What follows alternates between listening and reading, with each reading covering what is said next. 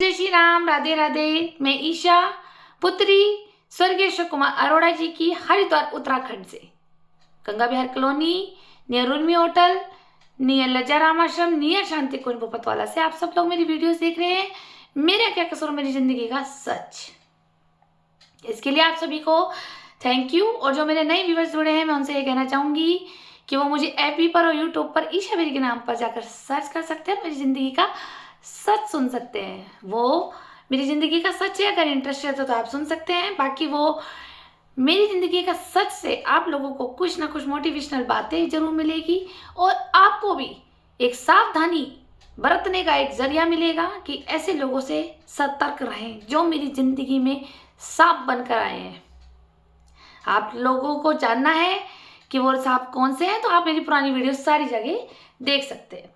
चलिए, आज मैं आपको ये कहना चाहती हूँ। पहले तो मैं माननीय मदन कौशिक जी को नमस्कार करूँगी, विधायक जी को, और मैं अपना दिल की बात रखना चाहती हूँ। दूसरा, मैं योगी महाराज जी जो हैं हमारे संत, मैं उनको भी प्रणाम करती हूँ। और ये जो व्यक्ति ये मेरी वीडियोस देख रहे हैं, तो प्लीज़ मुझे योगी महाराज जी तक भी पहुँचा दीजिए मेरी आवाज़ को, ताकि हमारे देश से देह व्यापारी और भूमाफिया खत्म हो। चुनाव में सब खड़े होते हैं, वोट मांगने आते हैं। कांग्रेसी अपनी तरफ आते हैं, बीजेपी अपनी तरफ आते हैं। ना मुझे कोई बीजेपी खाना दे रही है, ना मुझे कांग्रेस दे रही है, ना मुझे कोई निर्दलीय दे रहा है। ठीक है, पहले बिफोर मैरिज हमारे पिताजी ने हमें पाला और शादी के बाद अब मेरे हस्बैंड मुझे पाल रहे हैं। हाँ, वोट डालना हमारा एक अधिकार है जिसे हमें डालना है। तो मैं अपनी आज कुछ बात रखना चाहती हूँ कि जब आज मोती बाजार के लोगों पे अपने ऊपर पड़ी है कि कॉरिडोर हमारी दुकानें चली जाएगी, आज अपना दर्द तुम जाहिर कर रहे हो चिल्ला चिल्ला के कि मैं कॉरिडोर नहीं बनने दूंगा। अच्छी बात है, मुझे अच्छा लगा। मेरे मोहल्ले के लड़के, मेरे वार्ड के लड़के आवाज़ उठा रहे हैं, मेरा बाजार आवाज़ उठा रहा है, मुझे अच्छा लग रहा है। और होना भी यही चाहिए, एकजुट होना चाहिए। क्या सिर्फ आप लोगों के लिए? जवाब दीजिए मुझे, सिर्फ अपने अपने लिए? जी हाँ, नींबूगेर मोती बाजार में स्वर्गीय अशोक कुमार अरोड़ा जी की संपत्ति हड़प ली है भूमाफियों ने। 3 ताले लगे हुए हैं वहां। ठीक है, अमन गर्ग का वार्ड 8 लगता है, ये कांग्रेसी का है। मुझे अमन भाई से कोई शिकायत नहीं है, अपना भाई है, साथ पले हैं, बड़े हुए हैं। और ना मुझे हिमांशु गुप्ता से कोई दिक्कत है, मुरारी चाचा के लड़के से दिक्कत मुझे वहां किसी से नहीं है। मुझे तो नहीं है, लेकिन इन लोगों को बहुत दिक्कत है। इनके वार्ड 8 से मेरी शादी हो गई है और मेरी मम्मी पापा जिंदा नहीं है और मेरा भाई कोई नहीं है। दादी तक नहीं देखती, बुआ नहीं देखती, चाची नहीं देखती। वो लड़की इतने सालों से गायब थी, उसके साथ कितना कुछ हो रहा होगा, किसी ने कहा मुझे? नहीं। वार्ड 8 के अमन गर्ग पार्षद, ठीक है, जब मैं वहां उस गली से निकलती थी तो मेरे पे हमले होते थे। मुझे सत्यम जैसा लड़का जो मुझसे उम्र में छोटा है, मुझे गंदी गंदी माँ बहन की गालियों से उच्चारण करता था, जिसकी रिकॉर्डिंग मेरे पास है। फिर वहां पे जब मेरे पिताजी एक्सपायर हुए थे, तब भी हमें भोले ने बहुत बदतमीजी करी। भोले के साथ मैंने इसकी कंप्लेंट करी थी पुलिस को, जो छाया औरों का परिवार है। मैं जब भी वहां हूं तो छाया की फैमिली बोलती है कि मेरा कोई अधिकार नहीं है उस मकान पे आने का, तेरी तो शादी हो गई है, सिर्फ हिमानी अरोड़ा ही संपत्ति की लीगल वारिस है। आप मुझे माननीय मदन कौशिक जी, विधायक जी से मैं ये पूछना चाहूंगी, और योगी महाराज जी से, जब अगर बेटियां वारिस नहीं होती है और इनके जैसे मोहल्ले के लोग हमें तंग करके उस घर से निकालते हैं, तो आप क्या करेंगे? मुझे योगी महाराज जी से अब ये सवाल चाहिए। जो भाई मेरा ये देख रहा है, प्लीज इसे आगे सेंड करें। जी हाँ, वार्ड 8 कांग्रेसियों का है। जब मेरे पिताजी एक्सपायर हुए तो भोले का परिवार मुझसे लड़ा है, जिसकी मैंने कंप्लेंट करी है, पुलिस के सारे पेपर से मेरे पास।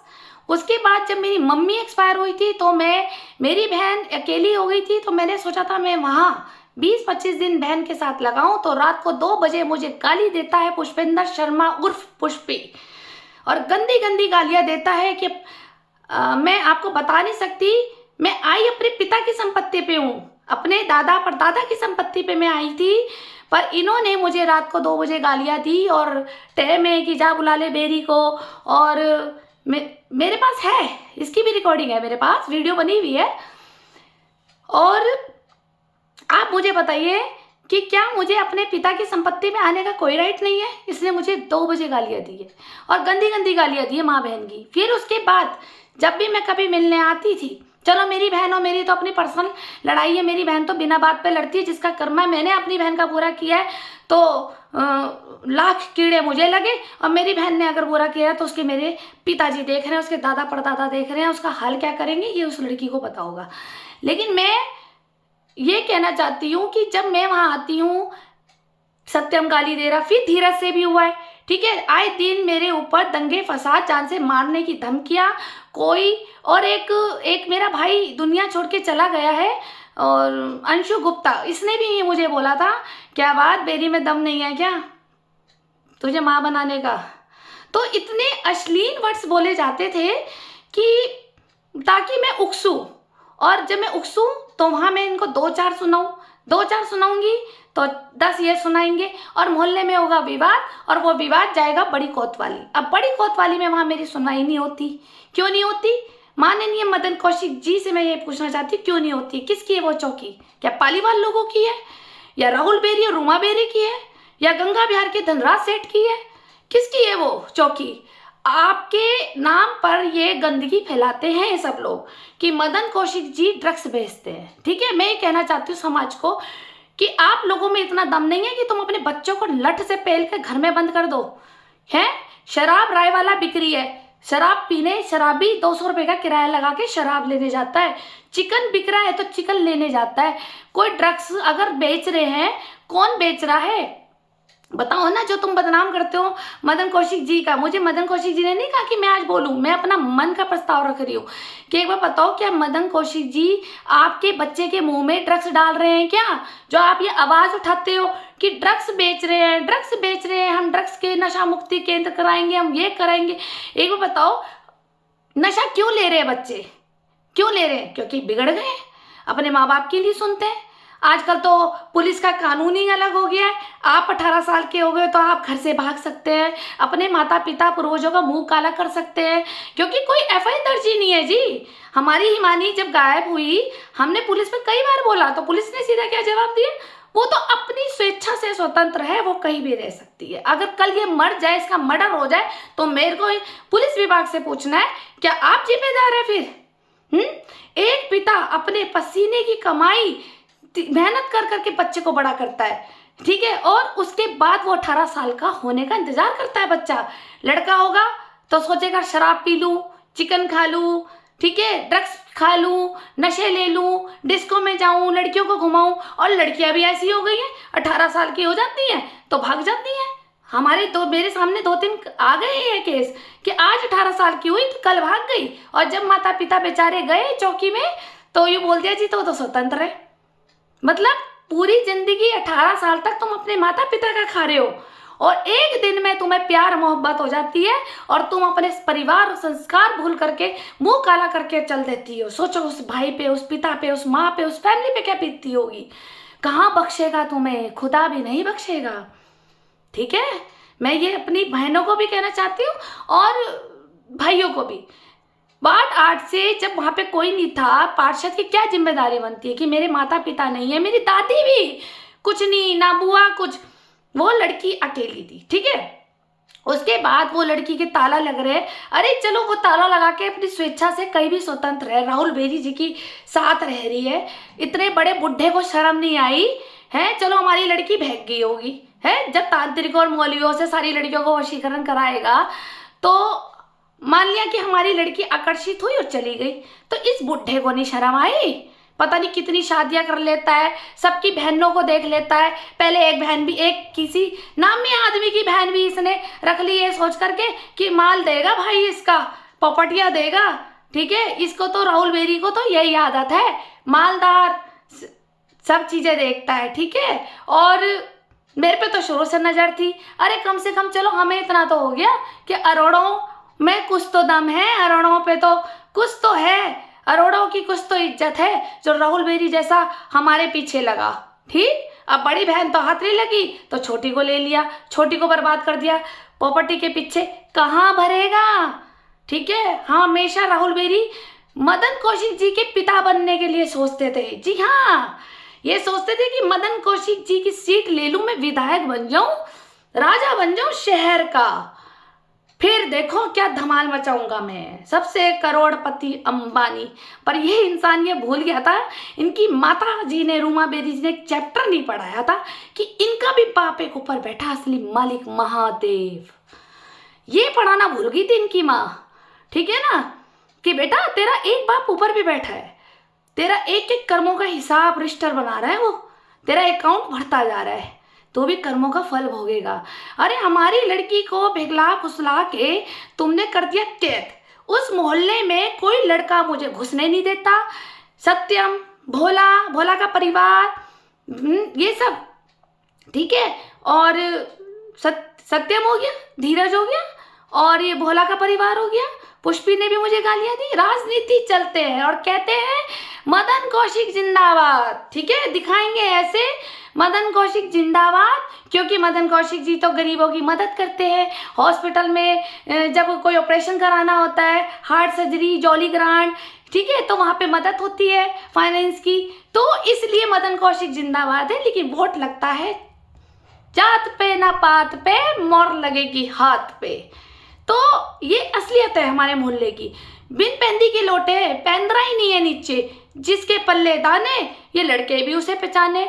ठीक है, कोई 500 रुपए में बिक रहा है वहां पर, कोई पौए से बिक रहा है, किसी को लालच दे दिया है। मैं बाट आट के अमन भाई से पूछना चाहती हूँ, मेरी बच्ची, जवान बच्ची गायब हुई है, मैं अगर हाँ उस गली में जाती हूँ तो मेरे पे हमले होते हैं। ठीक, मेरे पे हमले होते हैं। तुम लोगों ने इतना तंग किया है मेरे पापा के जाने के बाद, रात को 1-1, 2-2 बजे, जब हम अकेले 3 लेडीज रह रही हैं उस घर में।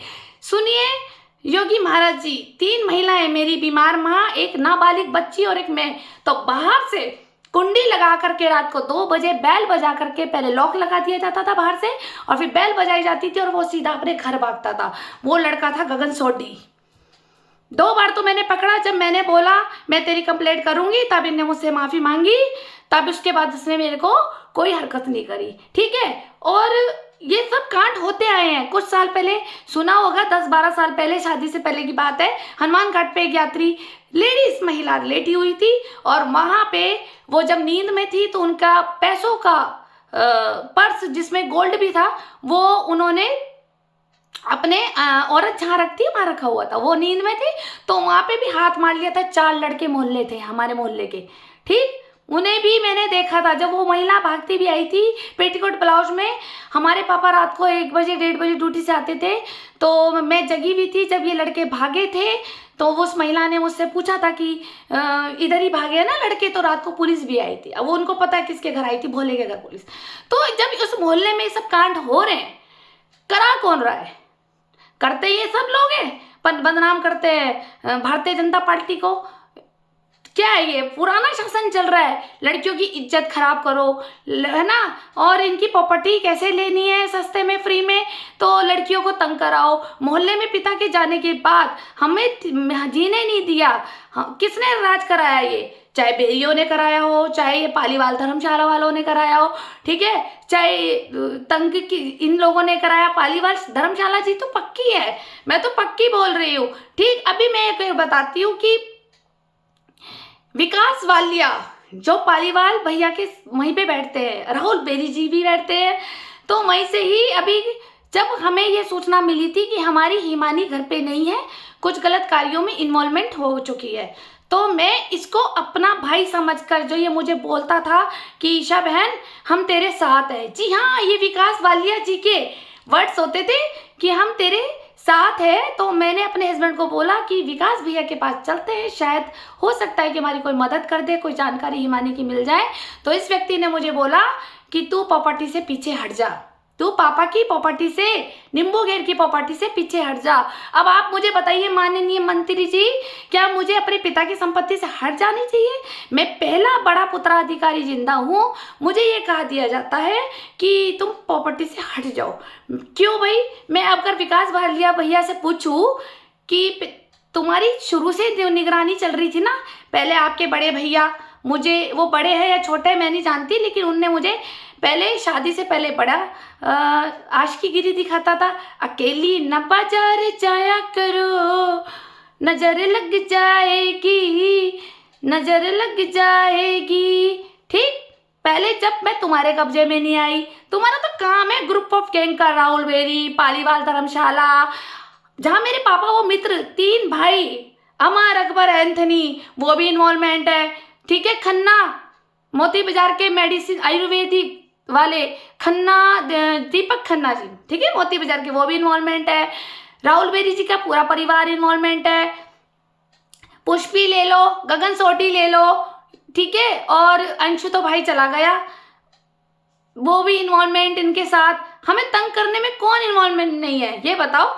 अमन गर्ग के वार्ड से अगर एक लड़की गायब हो रही है और पिता और माता नहीं है, और वहां पे 3 ताले भूमाफियों ने लगाए हुए, किसके हैं मुझे बताए ना। चलो, कांग्रेस कहती है बीजेपी वालों ने करवाए, बीजेपी वाले कह रहे हैं कि कांग्रेस ने कराए। ठीक है, अगर भैया बीजेपी वालों ने कराए तो फिर वार्ड 8 का अमन भाई कर क्या रहा था। वार्ड 8 का भाई है हमारा, पार्षद तो बाद में है हमारे लिए, हमारा मोहल्ले का भाई है वो। ठीक, तुम्हारे पिताजी भी एक मैच्योर आदमी है, समझदार होते तो उस बेटी की निगरानी करते, बेटी को बचाते। कुछ गलत कार्यों में चल रही थी तो मुझे बताते, पर नहीं, वहां ताले लग चुके थे। मुझे, मैं जैसे ही मानसरोवर से आना शुरू कर दूं तो लड़कों का झुंड खड़ा हो जाता है मुझे गाली देने के लिए। ठीक, और वही गाली फिर अगर मैं एक्शन लूं तो मैं कोतवाली जाऊं। मैं पूरी जिंदगी यही करती रहूं और पुलिस मेरे पक्ष में एफआईआर दर्ज नहीं करती, क्यों? आखिर कोतवाली, बड़ी कोतवाली है किसकी? बड़ी कोतवाली हो गई पालीवाल जी की, और इधर सप्तऋषि की चौकी हो गई धनराज सेठ जी की। पर दोनों में इन्वॉल्वमेंट, मुझे महा मोहल्ले में भी तंग किया जाता है और गंगा विहार में भी तंग किया जाता है। आखिर हमारे बेरियों ने जीना हराम कर रखा है, क्यों भाई, क्यों? आखिर मैंने कहा कि क्या लेना एक प्रॉपर्टी के पीछे, तुमने मुझे धोखे से शादी कर दी। ठीक, फिर उसके बाद राहुल बेरी जी ने सोचा, अरे छोटा भाई तो बेवकूफ़ है, इसे कहाँ संतुष्टि देगा, इसे कहाँ प्यार देगा, हम ही इसको अपने बिस्तर में रंगीन करेंगे। और मेरे साथ साथ और भी है ग्रुप ऑफ गैंग। तो जो ये विकास वालिया जी ने कहा ना मुझे पिता की संपत्ति से हट जाओ, तो मैं अब इनको कहना चाहती हूँ, अभी तो आपका भाई हटा है, अब तुम भी हट जाओ अपने पिता की संपत्ति से। एक काम करो, तुम मुझे दे दो अपने पिता की संपत्ति, चलो मैं तो अपने पिता की संपत्ति से हट जाऊंगी, तुम अपने पिता की संपत्ति जहां तुम रहते हो वो मेरे नाम कर दो और तुम भी हट जाओ, अभी तो तुम्हारे भैया हटे। ये ना शर्मदार बातें होती है भैया, जो आप मुझे इस तरह से कह रहे थे कि पीछे हट जाना उस प्रॉपर्टी से। क्यों भाई, साफ साफ यहीं से दिख रहा है कि लालची तो फिर तुम ही लोग हो, ग्रुप ऑफ गैंग तो तुम्हारी है। राहुल बेरी के साथ उठना बैठना, पालीवाल जी के साथ बैठना, और जिसे तुम तेली तेली कहते हो, मेरे 3 भाई अमर अकबर एंथनी, सही कहते थे पापा कि इन तीनों को पे भी विश्वास मत करियो। वही हुआ कि मैं धीरे धीरे धीरे कट गई इनसे। अब मेरे पापा जाते हुए बहुत कुछ बता के गए थे कि किस पे विश्वास करना है, किससे रिश्ता आगे चलाना है और किसकी सुननी है और किसको छोड़ना है। ठीक है, सुन रहे होंगे वो मेरे 3 भाई। बहन गायब है, ये फैमिली मेंबर है ना, इसे कहते हैं अपने, जो अपना लगता है वो ही तो ठगता है। तो मेरे अमर अकबर एंथनी जो भाई थे ना, सब समझते हैं कि हमारा बचपन कहाँ बीता है। मैं इनको भगवान समझती थी, लेकिन इन्होंने भी मुझे नाक बन के डस लिया। हमारे घर की लड़की गायब है, सूचना पता है पर बताएंगे नहीं। अरे ये बता देंगे दोनों बहन ने एक हो गई तो मकान में से भी तो हिस्सा खाना है, वहां से दुकानें निकलेगी, एक एक दुकान हम भी खरीद लेंगे। अरे दुकान नहीं हाथ लगेगा तो कम से कम चुंगा तो मिल जाएगा, 5 लाख का मिल जाएगा, कुछ तो मिलेगा, पर इन्हें नहीं मिलनी चाहिए। मैं पूछूं क्यों भाई, वो संपत्ति तुम्हारे पिता दादा परदादा की है? हमारे बारे में तो 1 मिनट में बोल देते बेटियां वारिस नहीं होती, तो बेटियां पैदा करते क्यों हो?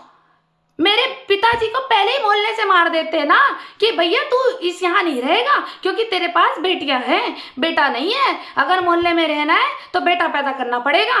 तो पहले बोलते ना, तो मेरा पिता भी धक्के खाता। ठीक है ना। माँ से अगर बेटा पैदा नहीं होता तो 10 लुगाई और बनाता राहुल बेरी की तरह। जैसे राहुल बेरी 1 लुगाई बना, 2 बना, 3 बना, 4 बना, 5 बना, उसका तो पेट ही नहीं भरता। इतनी तो अनलिमिटेड लुगाइयां इसकी, ठीक है ना। और इसे एक शर्म नहीं आई कि एक बच्ची को, जो उसकी आधी उम्र की बच्ची है, उसके पीछे लग गया जा करके, एक प्रॉपर्टी के पीछे। वैसे ऊपर लेके जाएगा, ऊपर बन गया होगा प्लाट, वहां पे घर बनाएगा। अरे खाना है ना तो सामने बैठ के खा, छुप के क्यों खा रहा? किसी की लड़की की क्यों जिंदगी बर्बाद कर दी तूने? है कहाँ भरेगे, कहाँ भरोगे तुम बेरी लोगों। मैंने शादी इसलिए नहीं करी थी कि मैं संसार बसाना चाहती हूँ, मैंने शादी इसलिए करी थी कि मुझे तुम्हारा एक सपोर्ट चाहिए था। मुझे तुमसे इतनी गंदी सपने में भी सोच नहीं आई थी, तुम इतने गंदे हो, इतने गंदे। अरे मैंने एक सपोर्ट मांगा था, मेरी माँ बीमार रहती थी, मेरी बच्ची छोटी थी, मैंने सोचा था मुझे बेरी परिवार का प्यार मिलेगा। प्यार नहीं मिलेगा, कुछ तो एक साथ मिलता है, ठीक। और एक हमारे हिमांशु गुप्ता भाई खड़े तो हो रहे हैं चुनाव में। इतनी बार मैंने इसे फोन करके इसको कहा कि भाई तुम मोहल्ले में 2-4 भाई मेरे साथ इकट्ठे हो जाओ, मेरी बहन को ढूंढवा दो। पर नहीं, क्यों ढूंढवाएंगे? क्योंकि मुरारी चाचा जी भी तो रूमा बेरी जी के हैं, ठीक है ना। मुन्ना बड़ा प्यारा, मम्मी का दुलारा। जी हाँ, जो इनके साथ गायक है संगीतकार मुन्ना भैया, और वो दीपक खन्ना। कहाँ? रानीपुर मोड़। कहाँ से लिंक है? इन सब के आपस में लिंक है। और मुन्ना भैया मेरी सास के यहाँ कई साल से रेंट पे रहे हैं, उनसे मेरी सास और उनकी फैमिली से काफ़ी अच्छे रिलेशन है। और मुन्ना भैया मेरे यहाँ भी रेंट पे आए थे, ये निगरानी करने के लिए रखवाया गया था मेरे घर में। जैसे मैं मुन्ना भैया बोलती हूँ कि ये कहाँ आ रही है, कहाँ जा रही है, इसे रास्ता नहीं पता लगा ईमानी का, इसे रास्ता नहीं पता लगा ईमानी का। सब मैं पड़ गई हूँ तुम लोगों ने जो मेरी जिंदगी बर्बाद करी। फिर मुझे धमकी दी जाती है रूमा बेरी और राहुल बेरी के द्वारा। जानती नहीं क्या, हमारे पास पुलिस है, चली जा, एसपी, डीएसपी, डीएम, जहाँ तेरी पहुंचो, हम सब जानते हैं। मुझे ये नहीं पता था कि मेरा जेठ देव है पारी है। और मेरी सास का तो पता चल गया था कि सास के साथ तो मैं रही हूँ, मुझे तो उसके कारनामे सारे पता था, लेकिन मुझे इसके बेटे का नहीं पता था ये राज। ये तो बाद में पता चला। और कि ये इतनी पुलिस और इतनी धमकी मुझे देते हैं, आखिर क्यों? फिर पालीवाल लोगों की धमकी दी, मुझे राजकुमार ने भी दी, मुझे दीप तिवारी जी, जिसके साथ मेरा केस चल रहा है, ठीक है। मदन कौशिक जिंदाबाद करेगा पर वोट डालेगा कांग्रेस को, सतपाल महाराज जी को। मुझे सतपाल महाराज जी से कोई दिक्कत नहीं, मैं आज तक सामने मिली भी नहीं उनसे, ठीक। फिर मेरे को धमकी आई, कोई यतीश्वर महाराज है आश्रम में, कोई लक्सर की साइड, मैंने उन्हें नहीं देखा, फिर उनकी धमकी आई। फिर मुझे धमकी ये दे रही है रूमा जी, इन्होंने मुझे डायरेक्ट कॉल नहीं करी, रूमा जी ने मुझे धमकी देती रहती, मैं इससे बनवा दूंगी, मैं उससे बनवा दूंगी। फिर वो एक ओम प्रकाश जगदम्बनी अंकल जी हैं, उनकी भी इन्होंने मुझे धमकी दी। मैं डर डर के मरती रही घर कॉलोनी में कि मैंने किसका क्या बिगाड़ा है। मैं ओम प्रकाश अंकल जी से भी पूछना चाहती हूँ, मैंने आज तक आपका क्या बिगाड़ा है ये बताओ। आपने 1-2 बार अपने घर में कीर्तन में बुलाया, बस नमस्ते हुई, कीर्तन अटेंड कराओ, चल दिए। ना आपकी मेरे से लकड़ी, ना आपकी मेरे से लकड़ी, बस मिसअंडरस्टैंडिंग कराना, ताकि आप मेरे सामने आ जाओ तो मैं आपको उस रूप में देखूं कि तुम बदमाश हो। लेकिन ये मेरे को रूमा बेरी ने मुझे डरा रखा था कि ओम प्रकाश को तो जानती नहीं है, इस कॉलोनी का हमारे साथ बैठता है वो, ठीक। फिर कोई अब ये कोई महाराज जी है, यतीश्वर महाराज, मैंने देखे नहीं है, आप लोगों को पता होगा, इनकी भी मुझे धमकी दी। फिर राहुल बेरी जी ने मुझे दी संजय गुप्ता जी की, कहलवाई संजय गुप्ता के साथ मेरा बैठना उठना है, जो लक्सर में पता कर ले उसके बारे में, उनकी भी धमकी मुझे मिली, ठीक। फिर मुझे पुरुषोत्तम चाचा जी इनके घर आते थे, रूमा सास के घर, ठीक है, तो इनकी धमकी थी। मैं पूछूं चाचा जी से, ठीक भाई मेरे पापा को तो आप अच्छी तरह जानते हो, मैंने आपका क्या बिगाड़ा चाचा जी, आप धमकी देते हो। मुरारी चाचा कहते हैं जैसी मेरी बेटी ईशा वैसी तू मेरी बेटी ईशा। क्यों हिमानी बेटी नहीं थी तुम्हारी? है तुम्हारे नजरों में वो लड़की गायब हो रखी, तुम पूरा मोहल्ला मिलके मेरी बहन को निकाल सकते हो, पर नहीं, तुम तो चाहते हो दूसरे की बेटियां बर्बाद हो। जैसा बीज बोओगे वैसे ही आएगा। आज अपने लिए आवाज उठा रहे हो कॉरिडोर कॉरिडोर कॉरिडोर, लेकिन मेरे घर में मेरी बेटी गायब है, मुझसे दूर कर दी गई है। इतने साल से मैं वहां आती हूँ, मेरे पे हमले होते हैं, सत्यम, भोला, छाया, ये सब बदतमीजी करते हैं मेरे साथ। आप बताएं, मैं अपने पिता की संपत्ति पे भी नहीं आ सकती। और ये दीपक खन्ना जिसने मैन्युपुलेट करा और इसने जिसने मुझे बदतमीजी करी और मेरे हस्बैंड पे हाथ छोड़ा है, छोड़ने की कोशिश कर रहे थे, तो हमने आप लोगों ने वीडियो देखी होगी, हमने वीडियो बना ली थी, ठीक है।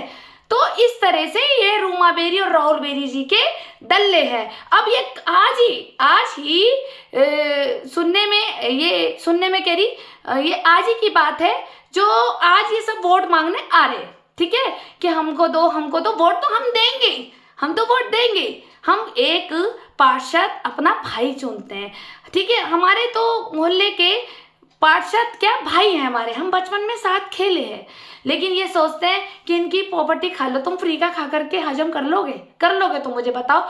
जिसने हराम का खाया है, जिसने दूसरे का छीना है, कोई ऐसा व्यक्ति ला दो कि वो फल गया हो। तुम भैया, मैं तो कह रही खाओ ना, सामने खाओ ना। मेरे पिता की संपत्ति है, मुझे वहां तक आने नहीं देते। मेरी बहन गायब कर रखी, किडनैप कर रखी, मुझे ये भी नहीं पता कि वो जिंदा है, मर गई, या मार दिया इन्होंने, गंगा जी में फेंक दिया। क्योंकि करेगा तो यही ना राहुल बेरी, और क्या कर सकता है, पूरी जिंदगी कोई पाल लेगा। उम्र तो खुद बुढ़े की हो रही, 55 की, ठीक है, दिल बचपन का और उम्र 55 की। आज हार्ट अटैक आ जाएगा, खत्म। क्या हुआ मेरी बहन सड़क पे, बताओ कौन वो? सिर्फ वो आदमी इतना गंदा है जो उसकी माँ ने मुझे बताया था। अरे सोचो ना, इतना अमीर आदमी जो दूसरों के पेट भरता है, हमारी एसपी, डीएसपी सब पे है, हमारे साथ तो उठना बैठना। इसका बाप विनोद बेरी जी बंसी वाली धर्मशाला में भीख मांग कर खाना खाते थे, उसकी वीडियो बना डालूंगी मैं अब। जब मैं पिताजी को घर में लेके आई, जब मेरे पास बैठने लगे, इनके पिताजी मेरे भी पिताजी है, ठीक है, लेकिन इन्होंने मेरे पे लगा दिया चरित्र का दाग, रूमा बेरी ने, कि भैया जब हम रोटी नहीं देते, राहुल रोटी नहीं देता, गौरव रोटी नहीं देता, तूने ठेका ले रखा क्या विनोद बेरी का जो उसको रोटी देती है? अरे चल, तूने तो हमारा आदमी भी लूट लिया है। मैंने तो गौरव को कह रखा था, बाप को इतना तंग करियो कि इसको याद आए, क्योंकि मेरे को ये तंग करता था। आपस में पति पत्नी में बनती नहीं होगी बचपन से, तो ये उसकी फ्रस्ट्रेशन अपने बेटे से उतरवाती थी, ठीक।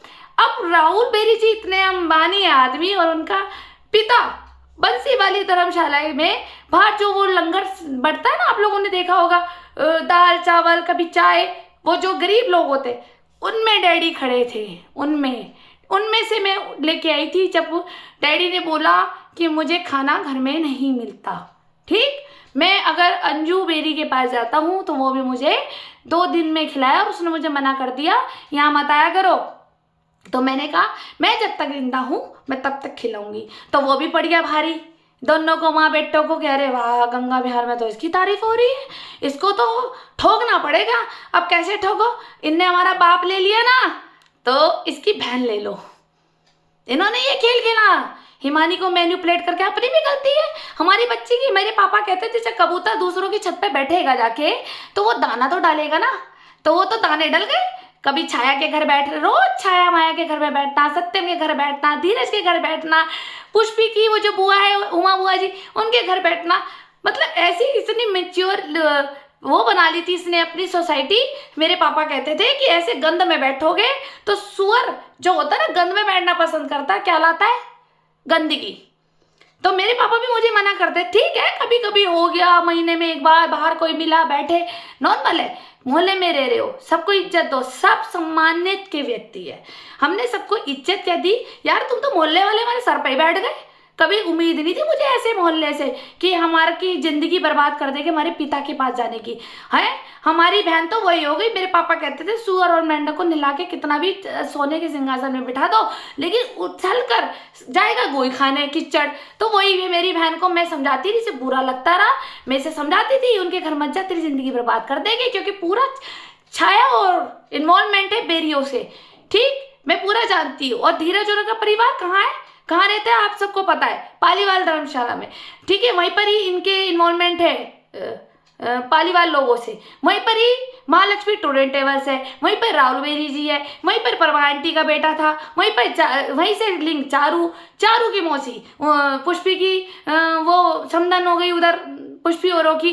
तो सोचो ना, ये पूरा ग्रुप ऑफ गैंग मुझे पूरा मिलके तंग करता था। और मेरी बहन को भी बहुत तंग किया, जो वो बेचारी अपना घर छोड़ के भागी है, उसको ब्लैकमेल करते थे। हो सकता है कि उसकी कोई निजी वीडियो राहुल बेरी ने या रूमा बेरी ने बना रखी है, क्योंकि जिस था वो चक्कर भी गंगा बिहार में जो शिवनगर है, ठीक है, उस लड़के से चक्कर। सोचो ना, हमारी कॉलोनी का लड़का वो नींबू घेर में क्या करने जाता था मेरी बहन के पीछे, उसको भी लगा दिया प्यार में। इनका काम यही था, उसकी जिंदगी बर्बाद कर दी। उसकी कोई निजी वीडियो है जिसके कारण वो लड़की ब्लैकमेल हुई है और उसको गायब कर दिया, मेरी आंखों से ओझल कर दिया, मैनिपुलेट करके, झूठ बोल बोल के उसकी जिंदगी बर्बाद कर दी। ध्यान रखना, जो जो इन्वॉल्वमेंट है ना, जिन्होंने उसको ब्लैकमेल किया, डराया, धमकाया, देखो पर्सनल राज होते हैं, मोहल्ले वालों को तो बचाना चाहिए था। ठीक, मैं कहना चाहूंगी दीपक खन्ना से भी, तुम्हें बचाना चाहिए था उस लड़की को, उस दलदल में नहीं डालना चाहिए था। लेकिन तुमने कहा ये दलदल में जाएगी तभी तो मकान खराब होगा, तभी तो पिता की संपत्ति हड़पी जाएगी इनकी, तभी तो दाग लगेगा, तभी तो पूरा परिवार भागेगा या सस्ते में, फिर तो ये हड़प लेंगे हम भू माफिया। जी हाँ, मेरा जो ये व्यक्ति देख रहा है तो प्लीज ये योगी महाराज जी और नरेंद्र मोदी जी को ये सेंड कीजिए कि हरिद्वार में भू माफियों का हो रहा है आतंकीवाद, उसके पिता की संपत्तियों को हड़पने के लिए ये करते हैं देह व्यापारियों में इन्वॉल्वमेंट। लड़कियों को प्यार के झांसे में फंसाया जाता है पहले, और चाहे वो लड़का मुसलमान भाई हो, चाहे वो दूसरी गैर बरादरी का हो, हिंदू बना करके आगे किया जाता है। क्योंकि छाया और के परिवार में भी यही हुआ है कि उनकी खुद की एक लड़की मुसलमान भाई के साथ फंस गई थी और वो फंस गई है। इनका तो यही काम है, लड़कियों को क्रय विक्रय कराना, छाया औरों का। लव जाहिद का काम ये भी मेरी सास के साथ करते, रुआ बेरी के साथ। और मैं जब मोहल्ले में अपने पिता की संपत्ति तक जाती हूँ, मैं ताला भी देखती हूँ किसका है, तो मेरे पे किए जाते हैं हमले लड़ाई के, और वो लड़ाई कोतवाली तक पहुंच जाती है और कोतवाली में पुलिस कोई नहीं लेती है एक्शन।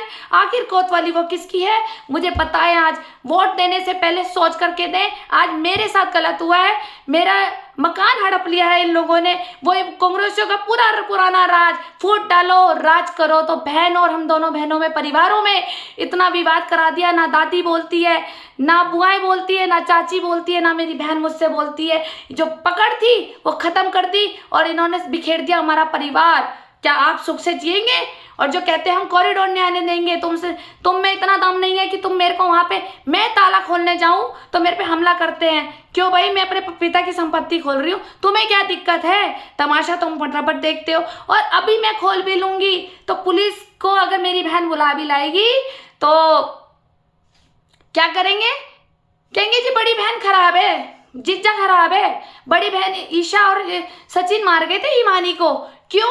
क्योंकि उसका साथ देते हैं उस लड़की का। पता है ना कि माँ को भी इन्होंने, मेरी माँ को भी पीछे से मारते थे, मेरी माँ से भी पैसे लिए हुए हैं इन लड़कों ने। मेरे पास एक हिसाब है, मेरी माँ की रिकॉर्डिंग है, मेरी माँ की वीडियो बनी हुई है, जब मेरे को वो सब बता के गई थी कि किस किस ने कितने पैसे लिए हैं। उसमें वो हमारे कोई 3 भाई भी हैं, उनमें से एक भाई ने भी लिए हैं। ऐसे कोई है, वो एक दिमागी जिसकी कंट्रोलिंग नहीं थी, वो औरत राजू विश्नोई के पास पहुंच गई, अरुण भदौरिया एडवोकेट के पास पहुंच गई, संगीता भारद्वाज के पास पहुंच गई, सुधीर त्यागी अंकल के पास पहुंच गई, जिसकी धमकियां दी जाती थी। और मेरी मम्मी 8 जनवरी को मरी और नोटिस आया 20 जनवरी को।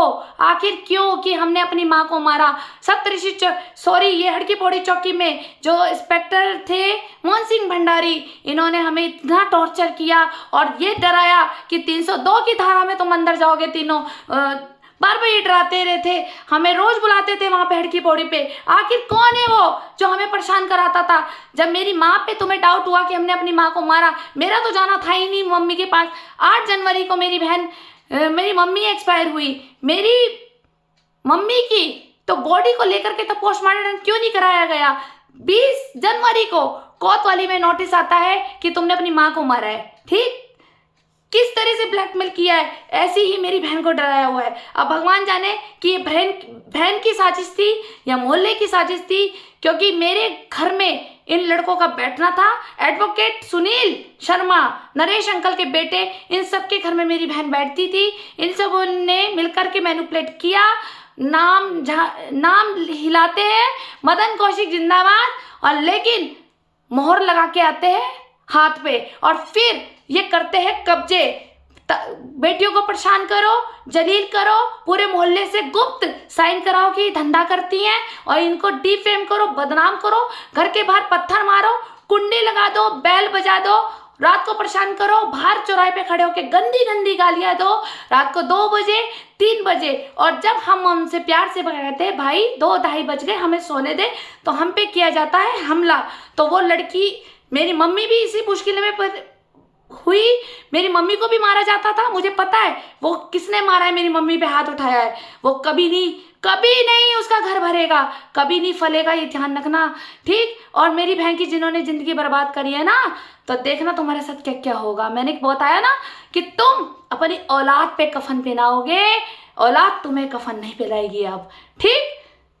तुमने जो हमारी जिंदगी बर्बाद करी, तुम मोहल्ले में नहीं जीने देते, तुम आतंकी हो, तुम पुराने आतंकी हो।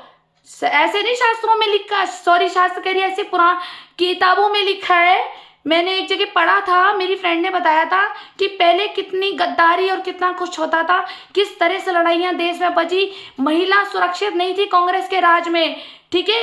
उनके निर्वस्त्र किए जाते थे, उनका गहना छीन लिया जाता था, उनके पैसे छीन लिए जाते थे, उनको इतना बदनाम किया जाता था। लेकिन आज भी वही हुआ मेरी बहन के साथ, आज मेरी बहन के साथ हुआ है, और कल आप लोगों की भी बहू बेटियों के साथ होगा। हमेशा ध्यान रखना, क्योंकि मैं आज बोलूंगी, क्योंकि मैंने सब्र बहुत कर लिया। मैं अपने पिता की संपत्ति पे भी पैर नहीं रख सकती है। ये अमनगढ़ के वार्ड के हालात है कांग्रेसियों के। फूट डालो, राज करो, बेटियां कर दो देह व्यापारी में, इनकी दलाली भी खाओ, इन्हें ब्लैकमेल भी करो, और फिर इनके पिता की संपत्ति छीन लो। इसलिए चुनाव जरा सोच कर करे, ठीक। चलिए, धन्यवाद।